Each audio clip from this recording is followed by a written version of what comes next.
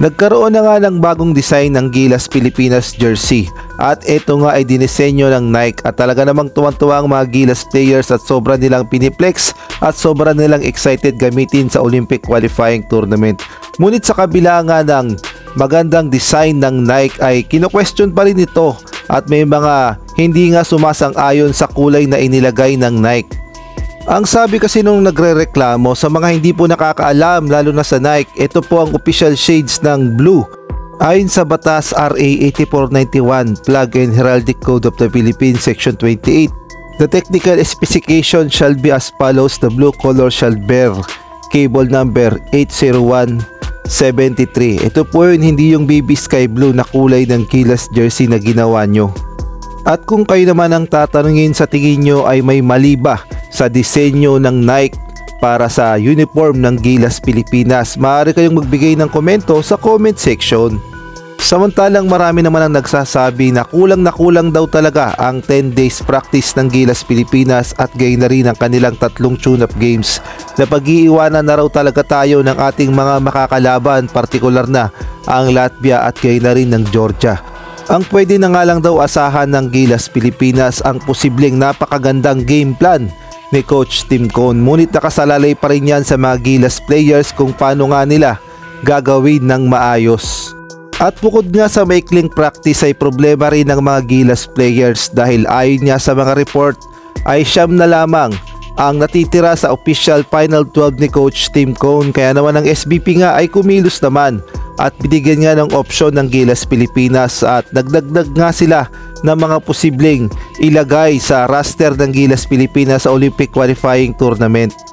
Gusto ngang idagdag ng SBP sila Jordan Heading, Ren Sabando, Bobby Ray Parks at itong si Matthew Wright. At meron pa ngang napapabalita na gusto rin daw sanang isama ng SBP itong si Berto, si Robert Bolick, ngunit meron nga daw pumipigil at ay na rin yan sa report ni Snow Badwa. Ang sabi nga sa report, the SBP can suggest Robert Bolick to the Gilas pool. Alam nyo na bakit? Si Renz Abando nga medyo hindi daw type eh. Kahit kinausap na ng SBP, hindi sila ang nagtitimon sa Gilas. O alam nyo na ha, wag na kayong mag-react, ang hahaba ng hair nyo. At ayan nga ang problema sa Gilas Pilipinas. Unang-una na nga dyan ay gahol na talaga sa Gilas practice at gayon na rin ay na rin nga sa mga report ay mukhang nagkakaroon pa ng politika sa mga Gilas players. Nakakainggit na lang talaga itong Japan na talaga namang sobrang preparado at dito nga sa kanilang tune-up game kontra sa Australia, halos tinalo at halos dinikitan na nila ang lakas ng Australia. Talaga nga namang napakaganda ng programa ng Japan at malayong-malayo na sa Gilas Pilipinas.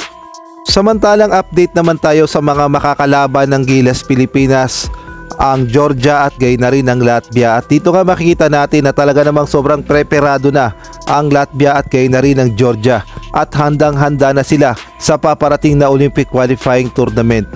Nakakainggit nga lang dahil mas maaga ang kanilang naging practice kumpara naman sa Gilas Pilipinas.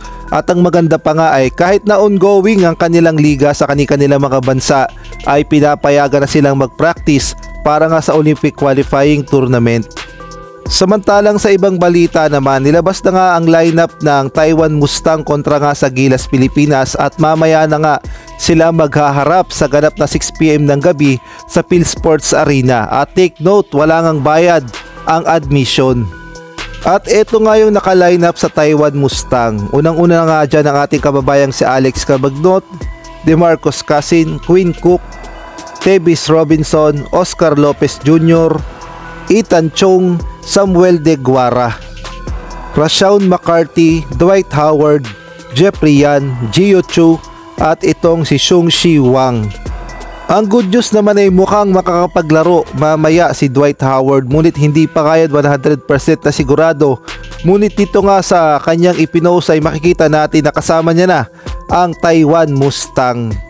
At bago nga tayo magtapos ay isang malaking shoutout kay Edmond Cubalsopnet, Ronald Verbosidad, Teodoro Alonso, Mario Martir, Jamie Amadar,